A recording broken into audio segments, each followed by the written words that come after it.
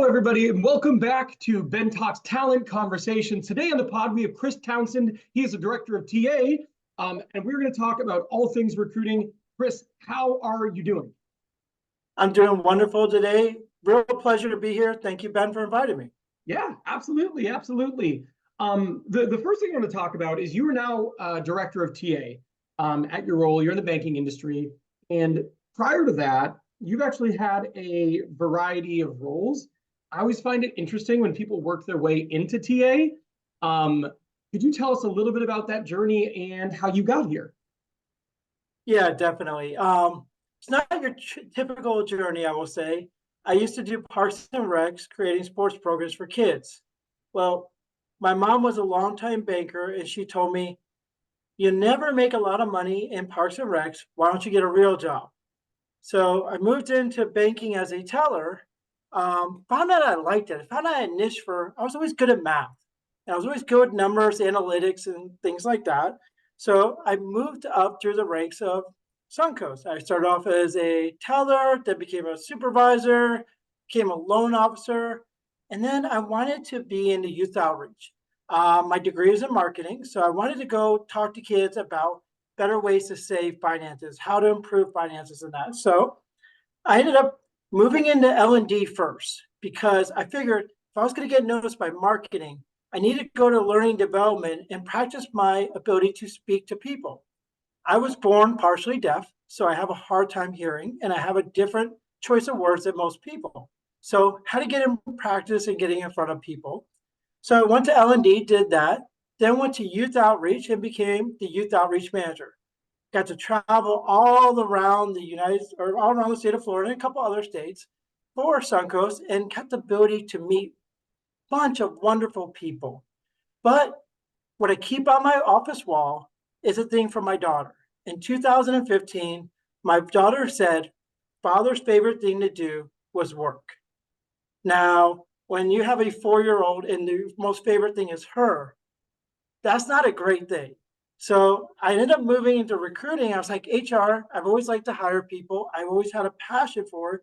In fact, when I became the first supervisor at the one position at Suncoast, I said, I'll do it, but I want to have full hiring capabilities. I want to have full decision making for the branch. They said, sure.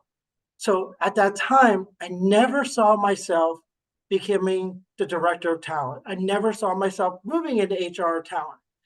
I'm not your typical talent kind of person. I always thought a typical HR person.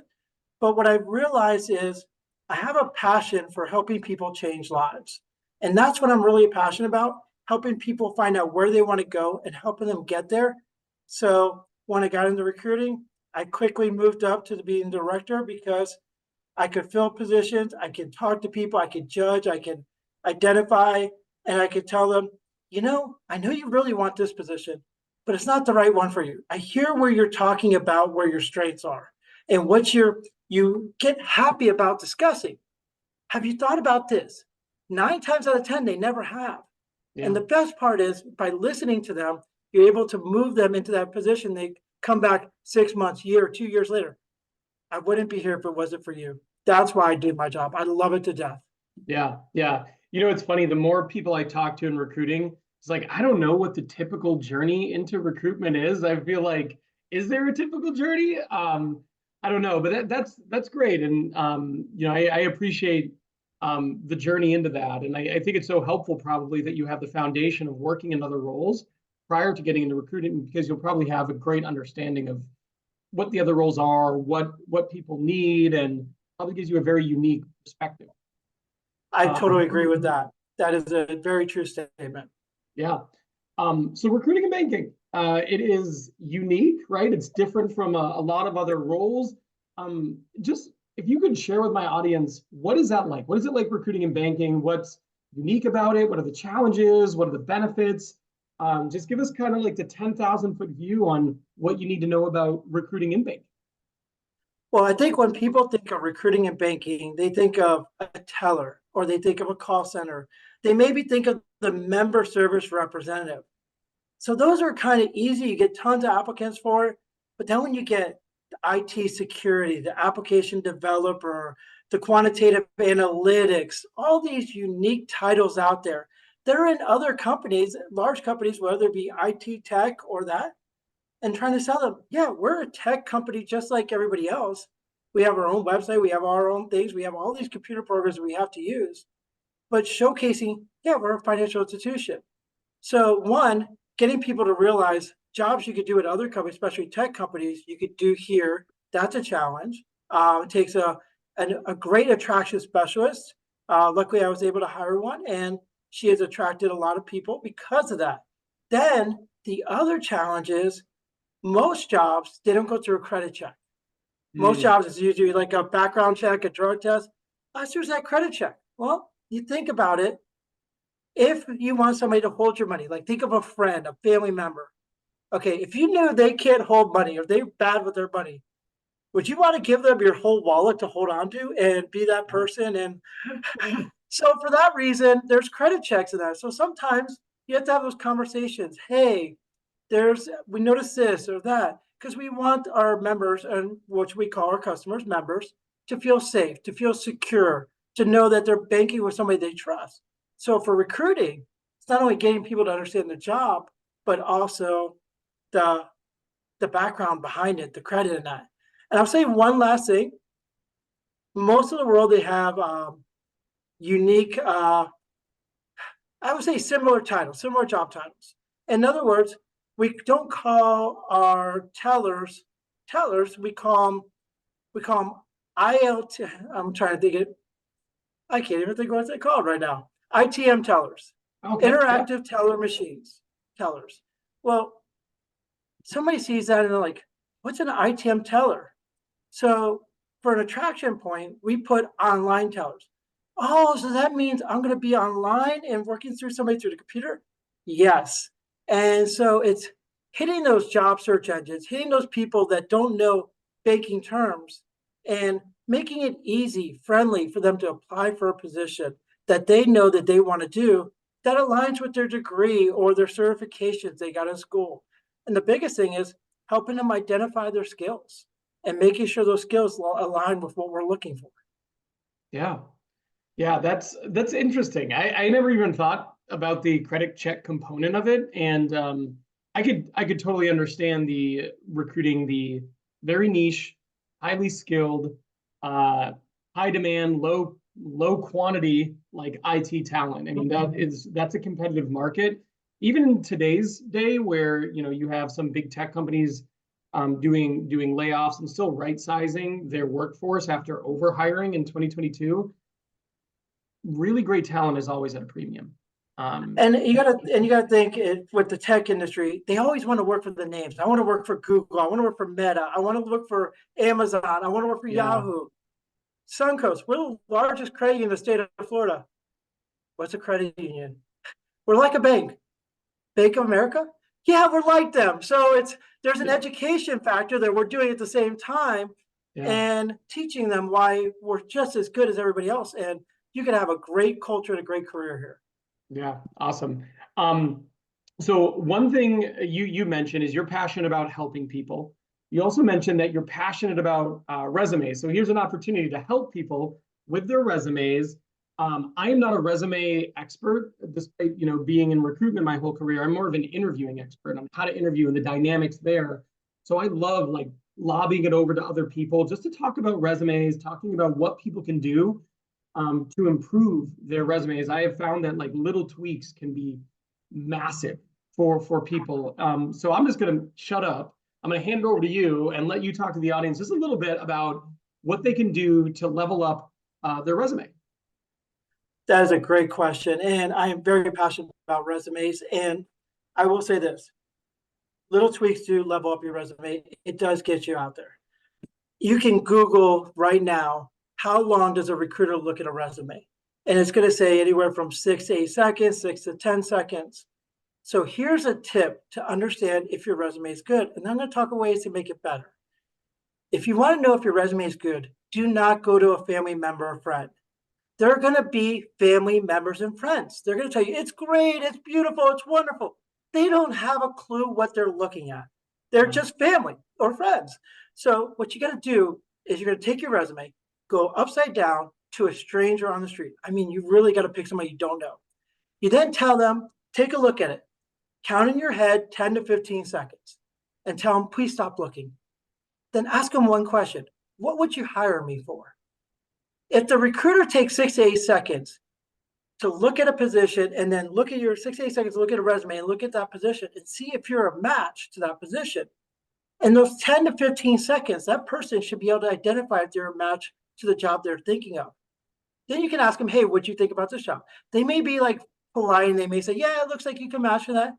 But if they couldn't pick up that job in those first 10 to 15 seconds, you missed the mark. Now, here's tricks to get yourself better on the mark. One, I'm a big advocate for a skill section. All resumes should have a skill section. This should be a section that highlights skills. I'm sorry, Microsoft Office is not a skill. Microsoft Outlook is not a skill. They teach that now in the 3rd grade. So congratulations, you're just as good as a 3rd grader. I get it. Times are changing.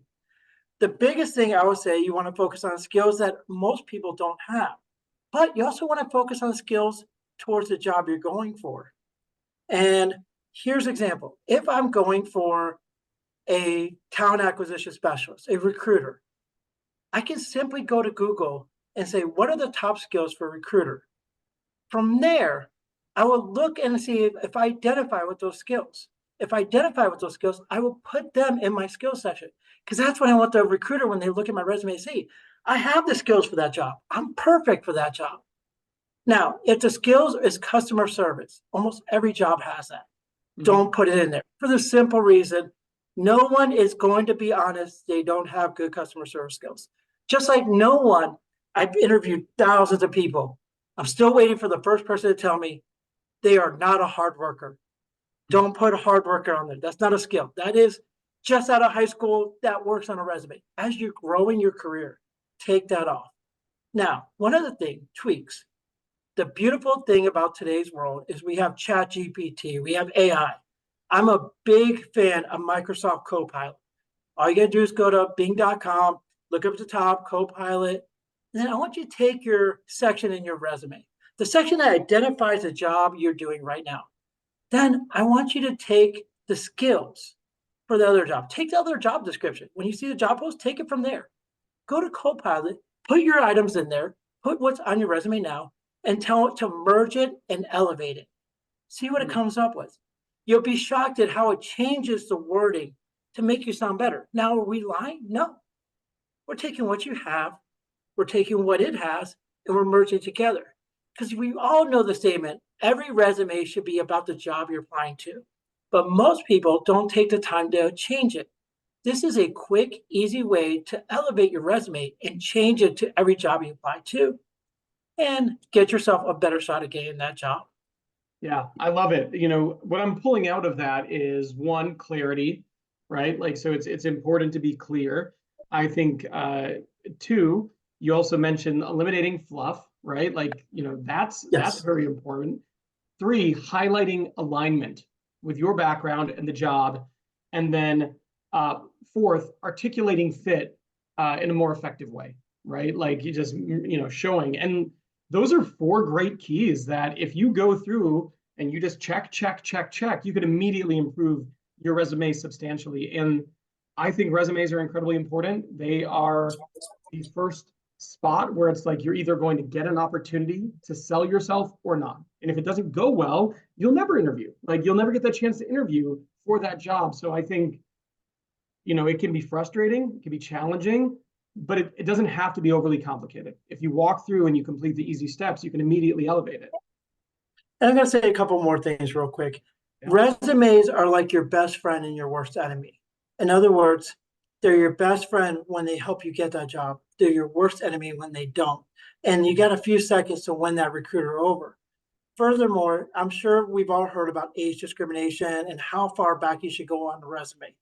I'm going to say this, and I really mean this. Shouldn't go more than 7 years. Now, if your last job is with that company 10, like I'm with my company 21 years, am I going to go all the way back to 21 years? No, I'm still going to go back to about 2015, 2017, somewhere around there. And the reason for that is you want to show that you're growing. If I show that the greatest job I had in those 10, 15 years is this one job, the recruiter is going to question and say, has this person peaked?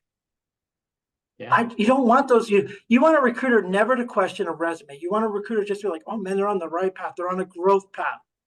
And let's be honest. Yes, back in, I would say 2002. God, I'm old. Back in 2002, I worked in Parks and Rec. Does that mean I could work in Parks and Rec now? Do I still have that knowledge? I don't even remember what I had for lunch last week. More or Yeah. less Parks and Rec knowledge back then. So think that way, be elevated, be up to date, and it's okay to change your resume. Definitely need to change your resume for every position you go for, but it's okay to keep evolving your resume as you go. Yeah, absolutely. Those are good points. Speaking of evolving, one of the things you told me you're really passionate about is growth and continuous learning. I am also a huge proponent of that.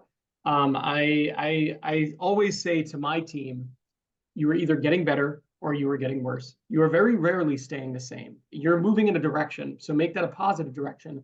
Um, Share with us your perspective. What is your perspective on continuous learning, growth, and why is it important? Well, I think of it like this. You have one manager in life. And if you only had that one manager, you're only going to learn that one style, that one avenue. And everybody is great at something and everybody's bad at other things. So if I only learn that one bit, I'm only going to stay right there. So if I learn from multiple managers, let's change it. Let's not be managers. What happens if I read from multiple books or heard from multiple podcasts? What happens if I go to get as much information from different news sources as possible? I can take bits of pieces from everywhere to not only evaluate using my own cognitive, but also to use in my daily life to make my team better, to make me better as a person. One of the greatest people I've had influence my life is a guy by the name of Gary Vann. He has a book, Lead or Get Out of the Way. He was the senior vice president at Suncoast. Before that, he worked at Busch Gardens, Six Packs over Georgia. And he wrote this book. And if you read it, it's true. You lead or get out of the way. Because a lot of times we get in our own way, we get in our own things. But I wouldn't have known that if I didn't read the book. Even with working him, I picked up new stuff and I worked with him for years. But then I think about every single podcast, every LinkedIn learning, every YouTube video, every little bit here and there that I've learned, a small bit. Now, it's not saying you're going to take the whole video and be like, oh, yeah, everything is pertinent, but there's pieces, and those pieces do add up. And those pieces shape who you are, not only as a manager, but it shapes you as a leader. I'm a big person who believes in inspirational quotes. I like to put different things out there. And the more I put out there, the more I want people to realize you got multiple ways. Follow the different people on LinkedIn. See what they have out there. You'd be shocked at what there is. And I'm going to probably mess up his name. I heard him speak one time, and I think it's Siddiq. I cannot pronounce his name, but he talked about wave makers. Wave makers are not the people that just go with the flow. They're the people that stand up, the people that initiate change, the people that move mountains. Well, in order to move mountains, you have to have knowledge. In order to have knowledge, you have to read, you have to listen. So I am a big advocate for that. So I hope everybody else does. You'll be shocked at what you'll learn. Yeah, absolutely. I personally am big on that too. I'm always trying to, when I run, I'm watching informational content. Like I'm on the treadmill and I'm watching chess instructional videos or videos on marketing or videos on YouTube. So I'm a big proponent of that too. And I just think there's so much value. I also think it's really important throughout your career to continue arming yourself, Sure. and continuing to up level yourself and continuing to insulate yourself by risk, by adding more skills. And I think it's something that you don't finish your degree, you don't finish your MBA, you don't finish your PHR, and then you stop learning. You should always be learning. It should be a continual quest. Okay, last question. What are you passionate about outside of recruiting? It is now we take the departure outside of your industry. What's exciting to you? The world. What I mean by that is I have a goal every year to try to visit a new country. Now people ask, how many countries have I been to? I don't count. I just like, okay, I haven't been there. I'm going to go there. In the month of January of 2024, I went to Panama. Never been to Panama. Unbelievable country. But the reason why I go to country is not just to be like, I traveled to this country. It's the people, it's the Yeah. culture. Being a recruiter or being in that area field, you tend to sit back and you just tend to watch. And I have a young daughter, and I believe we can buy all the latest tech. We can spend money on great clothes, on all the newest toys, a boat, all that stuff. But things break. Memories last a lifetime. So having her go see the things, eating the street foods of Seoul, um, going to Disney Sea in Tokyo, she been did that with her, and just those are the kind of things that I will remember her face, and she'll remember those moments. But not only that, the people we met there, the culture we learned. Um, I've seen some beautiful castles. I've seen some peasant houses, and every single time I'm just literally amazed. And the best thing you can do is realize we have a great, beautiful world out there. I can sit in my house, I can be stuck in it, I can be stuck in my own little world, my own little state, my own little building, my own little country, or I can just drive, just Yeah. fly, just Yeah. swim, get out there and see that great outdoors and that great world we have out there. I also love traveling, and I'm a huge fan of the education and experience, and the richness of going somewhere and immersing yourself in another area. And every time someone says to me, the thing I'm passionate about is travel, I always have to ask them, where's your favorite place that you've ever traveled to? I'm incapable of not asking that follow-up question. So, Nope. what is your favorite place you've ever traveled to? There's a couple on the top of the list, but Okay. number one on the list easily Tokyo. Okay. And the reason why I say Tokyo is, once again, understanding cultures. There was rules in Tokyo that I never knew existed until I was starting to gear up to go there. I had to watch YouTube videos. So I had to educate myself on how to be okay when I get to those countries. Like one rule, you are not allowed to talk or listen to music loud enough to the person next to you hears it on buses or trains. That is people's quiet time. That is socially their downtime. That's their mental time. So I'm like, oh, great. And then I get there and I'm like, oh my God, this is the greatest thing. It's just peace and quiet. And then the other rule was you're not allowed to, and I'm in America, depending on where you watch this video, we we love our coffee. Now I don't drink coffee at all, but we love our coffee. And seeing people walk down the streets with Starbucks or food in their hand is common for me. No, the 7-Elevens have dining areas where you sit down and eat your food because you're not allowed to. It's looked at badly to walk down the street with a coffee in your hand or a food in your hand. And so it's like, okay, that's weird. But then you get there, it's like the streets are so clean.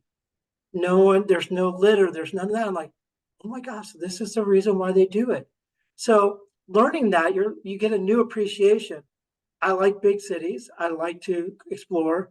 One of my goals, and the reason why it's my favorite thing, is there's a statement. There's movies I always watch as a kid, and I always see the people playing soccer on the top of rooftops.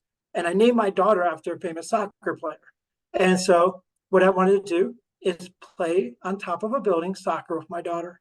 That is a memory I'll have forever. But couldn't have done that without going there, seeing it, being there with my daughter, and experiencing that. Yeah, awesome. Well, Chris, tell you what, man, I appreciate the time. I appreciate the advice, the stories, and everything you shared.